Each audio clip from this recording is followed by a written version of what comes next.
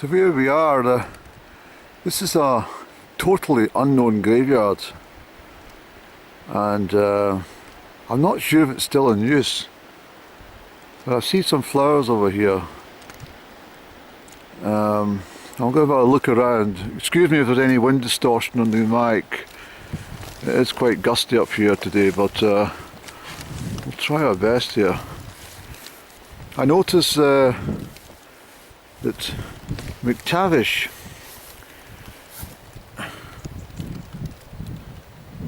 is a very common name for these parts. This is McTavish here. I've got my wreath in here.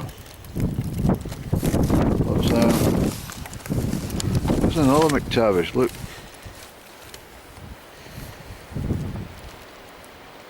In loving memory of James McTavish of Westerconloch. January 1955. He died. And there's another McTavish who died in February 1994. Pray for me and I will... Sorry, I'll start again, I do apologise. Pray for me and I for thee, and we will merrily meet in heaven. Well, that's for sure, isn't it? You see how there's these fresh Scottish bluebells? How on earth did they get Scottish bluebells still blooming? Ah, they're in a pot. Any? Oh, look. Oh, the glass jug. Isn't that beautiful? It's amazing that these are still in bloom. That's incredible.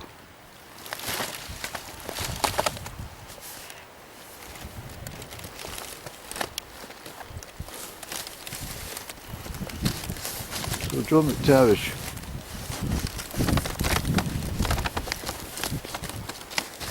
Here's another McTavish. Catherine McTavish. 51.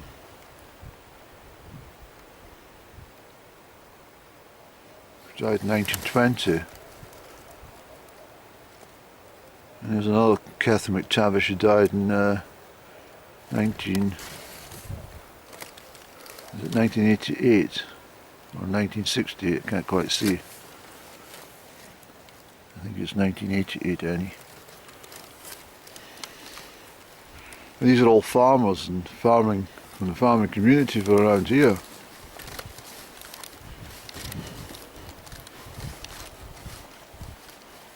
And the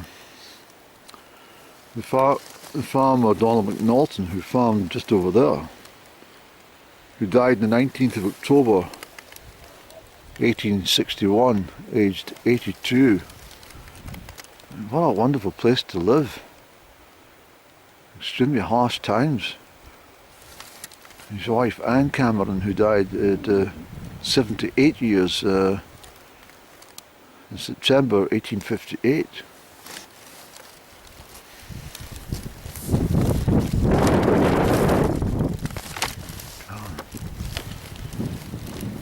Here's another McTavish.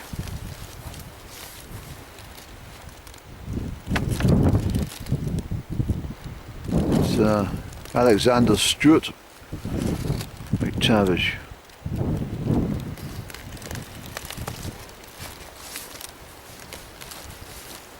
Here's another McTavish, James McTavish this time, of Auchnafold. Died in 1870, aged 74. So these, I'm assuming all these McTavishes had come over from Loch Tayside. I've made reference to it before, when the Marquis of Breadalbane chased every soul out of his land. Well, of course, he owned all this land, even here, right out to Amulree. He owned everything.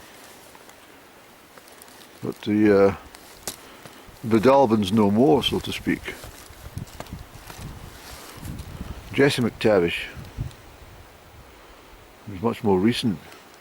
He died in 1986.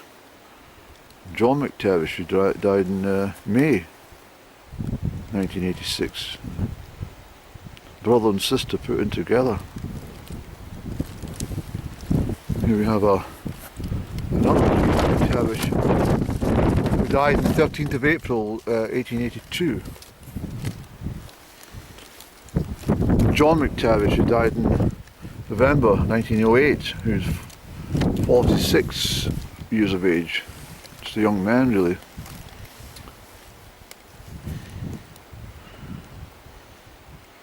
So these gravestones mark in correlation with those in Amulree in some respects. And what I want to do is I want to try and find out more of the people who died in Amulree, whose graves are upturned and blown down by the wind and stuff. You know, not a result of vandalism, just the elements over the years. And I want to try and see if I can make some sense of them. That unmarked grave here. That's the sort of thing I wanted to have as a gravestone. Something from the mountain, and then just a plaque put on it.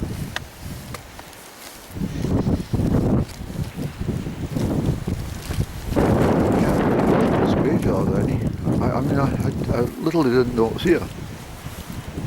Look at this is very old.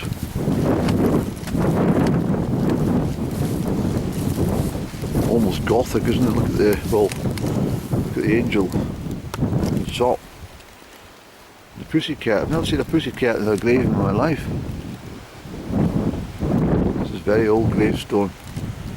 Fantastic work with the stonemasons.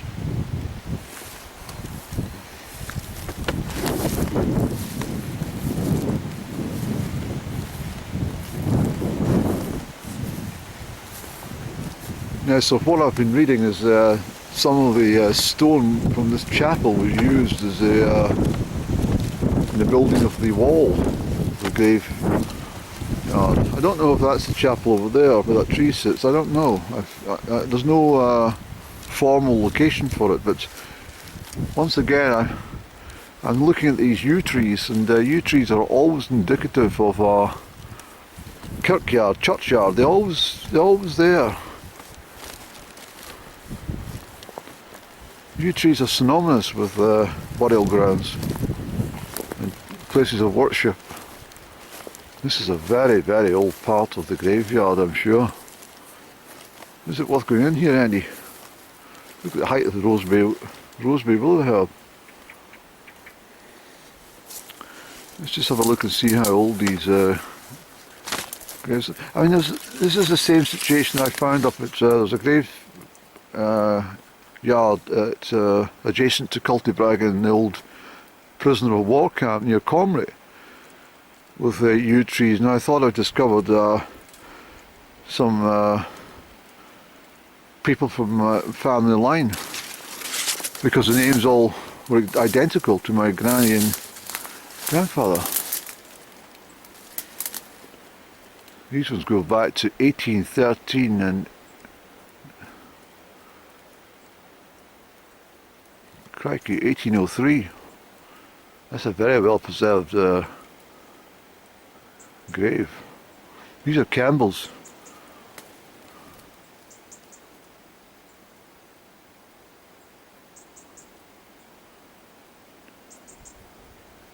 That's the proprietor, who was, yeah, it's property of Shian.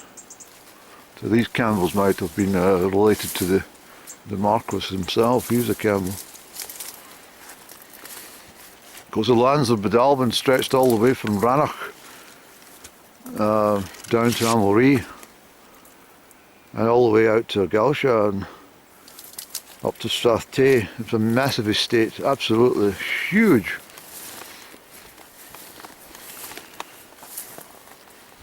I think we'll just make our way in, Andy. It's not as if it's nettles or, it's not, what do you call it, any giant hogweed or something like that. Let's have a look at this. You get the noise off my bag that I'm carrying, it's paper. The actual place. Oh, there's any, this is amazing. There's more candles. I'm covered in the bloody seeds of the John Campbell of the gallows. It's just at the back there. 5th of August 1838.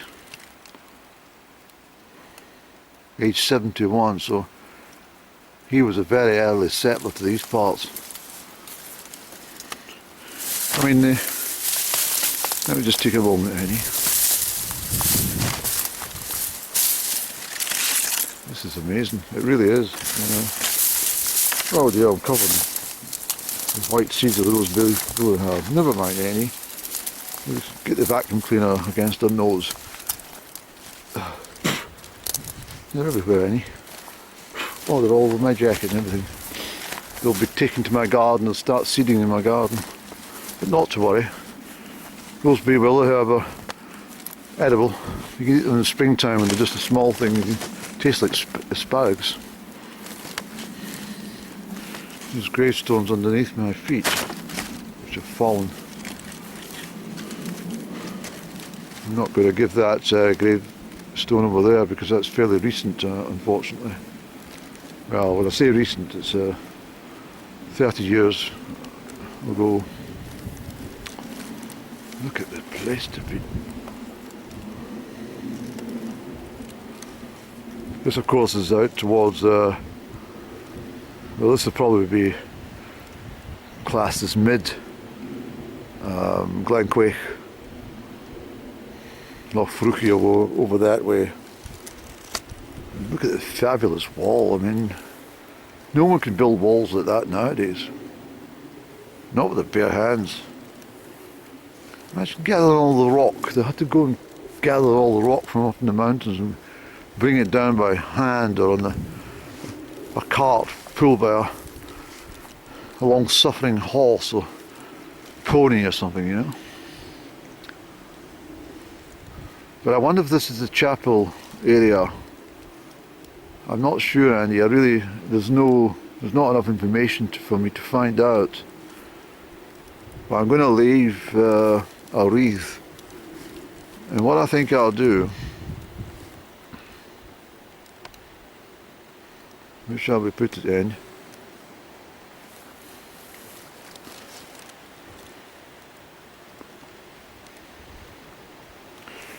Who's this chap over here? Did we have a look at this one?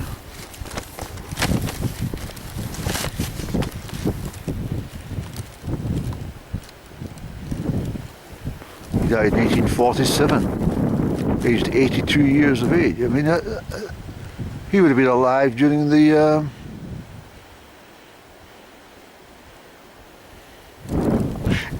he would have been born just after the last Jacobite uprising.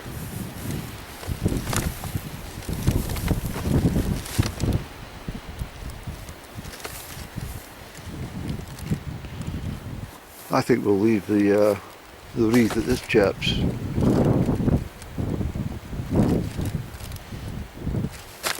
He was a wheelwright.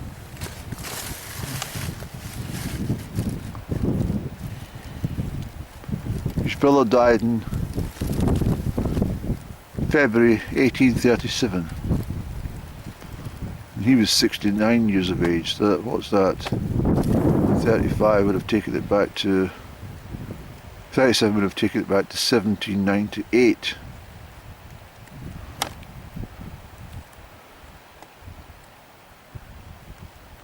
In 1763 he would have been born.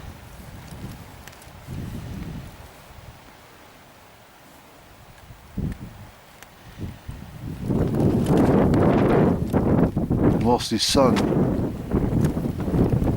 Died on the 4th of October 1840, aged 16 years.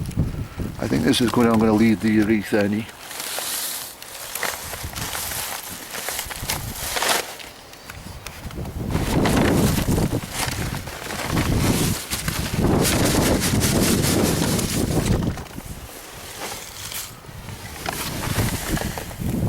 tidy it up a little bit, make it pretty for the passing people there.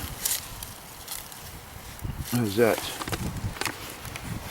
Put some asters in it with the raw and some green. It's not the best green I've ever made. It's very fitting, I think, for today. I put a little geranium in as well. May God bless all of you. Yes.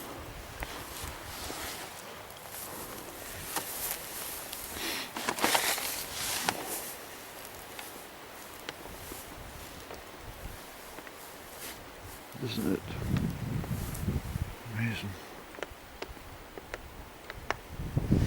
Yeah, so the church, there was a church here in Shian, and I'm not sure that its location here. There's a church and chapel. I don't know. Well, the chapel and the bell, which hangs in the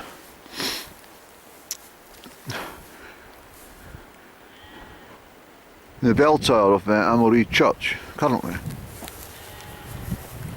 was made in 1519. Can you believe that? Let me just take a moment in the sunshine and explain. Are we out of the wind, Andy? I think we are. Let's put my bag down there and let's chat a little. So we have a situation where the Amulree Kirk, the construction of that church, the white one that I always you attend and go in, sit like constantly having prayer with the good Lord, my Maker, all our makers. The construction started in 1743 and was there was no preaching done during the Jacobite uprising, you know, and then the first services, I understand, the completion of the work in the services began in 1752. But the bell was made by well, Belgium wasn't really a country that is. It came from the Flanders region of what is known as Belgium, and his name was William van de Glein or something. William van de Glein, and he made a bell for King Henry VIII's battleship, you know, the warship, the Mary Rose, and that was made in 1510. And the bell was actually recovered from the Solvent. That's a piece of water between Isle of Wight and south of England, sometime in the 1980s. But this chap, William van de Glein, he made that bell for the Amulree Kirk.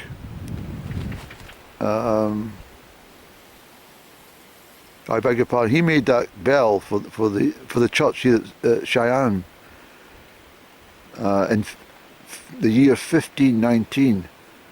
And as I said already, it was taken from here and it was put on that Amulree Kirk at its final moment of construction. And what's more, anyone who ever visits the shaky tune called Comrie will probably know the White Church, very prominent on the village landscape. Well, he also made a bell for that church, and that was made in 1518. He also made a bell almost identical, which hangs in St Serph's in the village of Dunning in Strathearn as well. And not only that, he made a bell which still hangs in St John's Kirk in Bertha. Bertha, of course, being the Roman name for Perth. And Perth's old name was St John's Toon, St John's Kirk. John the Baptist, St John's Toon. That's why they've got a football team called St Johnstone. But I don't follow football.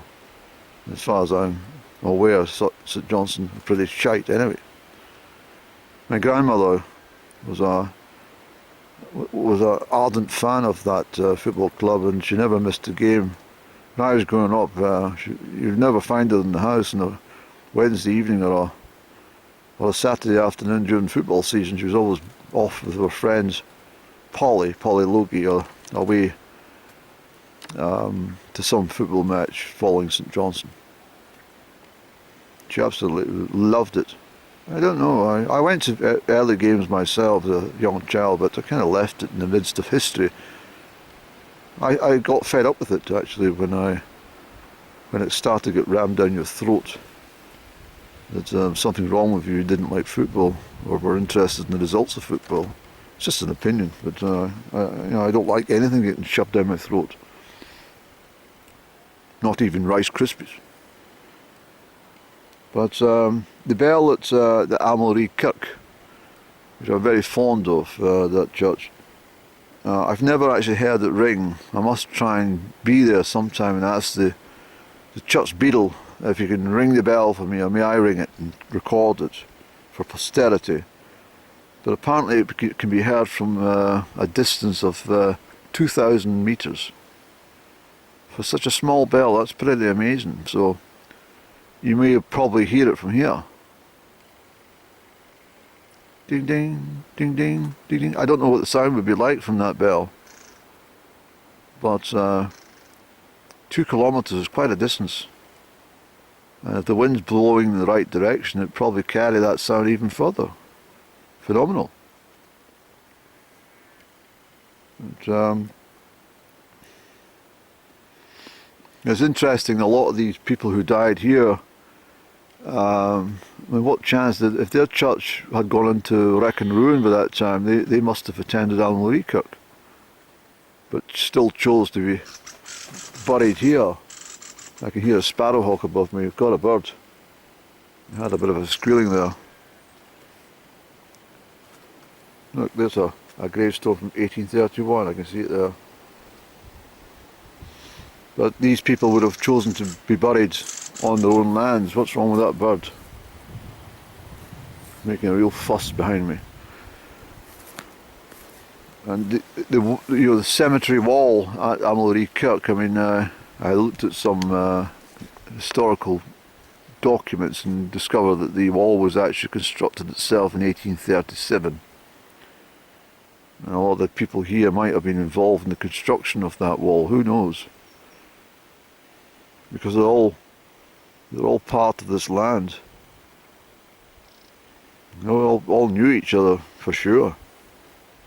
They probably all had bloodlines stretching back to the crofting days around Loch Tay.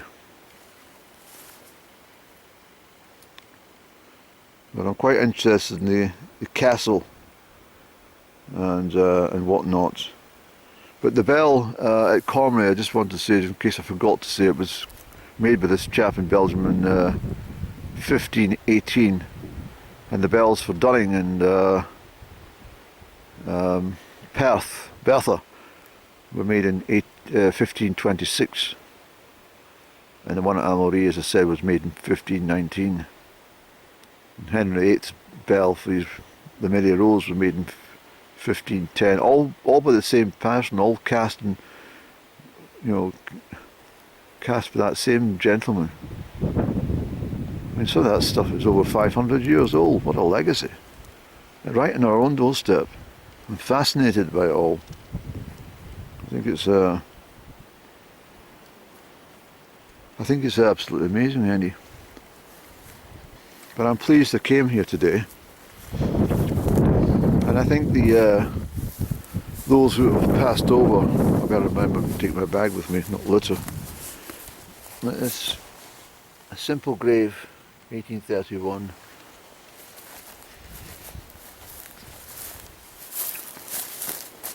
One of the most peaceful times in our history was between the year 1815 and 1914.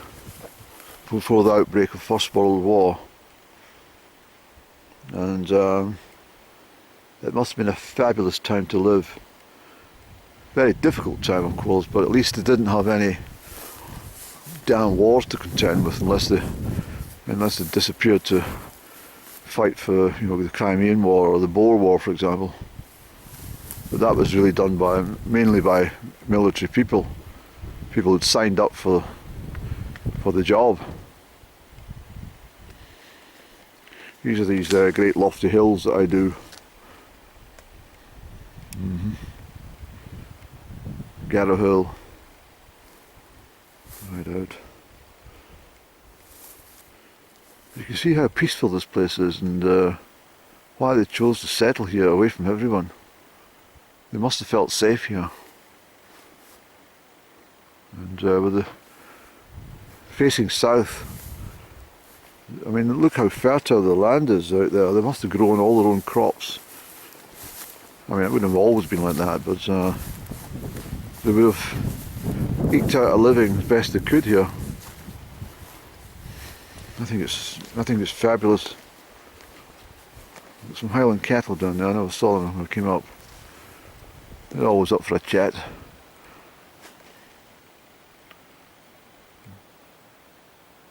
But I want to watch. I mean, who knows? A big pile of rubble like that. Do you know if that's the chapel? Nobody knows.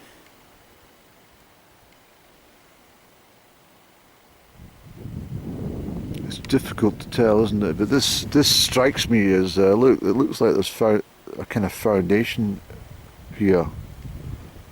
It's got that feel of a foundation. I don't know. It's all just guesswork, Andy. But God bless all these people. I'm very pleased I came. Actually, I think it's worth mentioning as well, just having a little mosey around, on these, all this metallic material. It must have been gated, sorry, like a wrought iron fence around it.